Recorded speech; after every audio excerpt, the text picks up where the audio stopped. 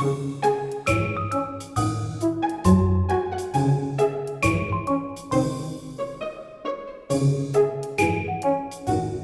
le grand rendez-vous des tout-petits est un événement important. C'est l'occasion notamment de faire découvrir des artistes, des univers particuliers, de faire sortir des livres, des tableaux qu'on peut exposer, sensibiliser le public adulte pour qu'il devienne également médiateur à domicile.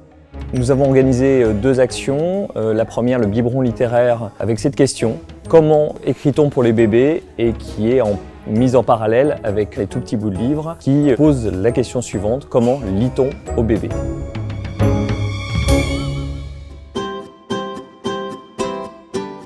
Et puis je tape à l'ordinateur et puis ça continue de changer parce qu'en fait je le répète et je le raconte à voix haute.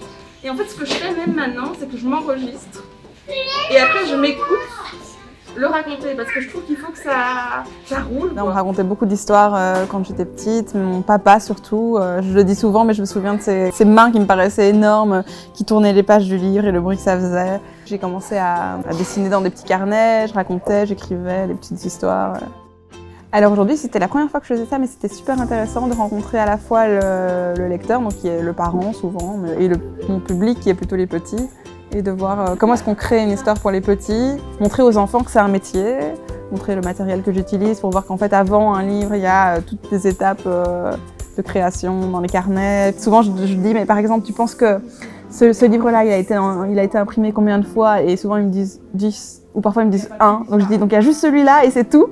Et donc moi je me dis pas, non je peux pas parler de ça, ou il faut que j'étouffe un peu ce sujet parce que c'est trop dérangeant. Je trouve que c'est pas du tout ce que j'ai envie de faire. J'ai envie de pouvoir parler de tout, il faut juste trouver la bonne formulation.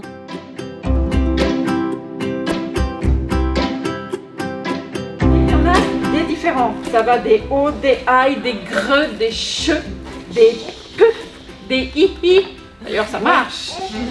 Nous allons recevoir des parents avec leurs enfants afin d'observer et de discuter sur les pratiques de lecture avec les tout-petits. Parce que dans nos pratiques quotidiennes, on s'est aperçu que c'était absolument pas évident pour les parents de lire à des petits.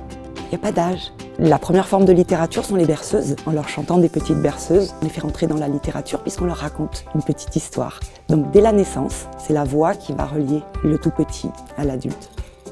Bon, c'est des questions qu'on se pose souvent, donc c'est bien d'avoir un peu des apports de gens qui s'y connaissent et qui s'intéressent beaucoup à ça. Même au-delà de la séance, voilà, qu'on regarde ensemble quel bouquin peut être adapté. Enfin, c'est un lieu qu'on sent vraiment ouvert et hyper accessible. Une histoire, c'est une transmission.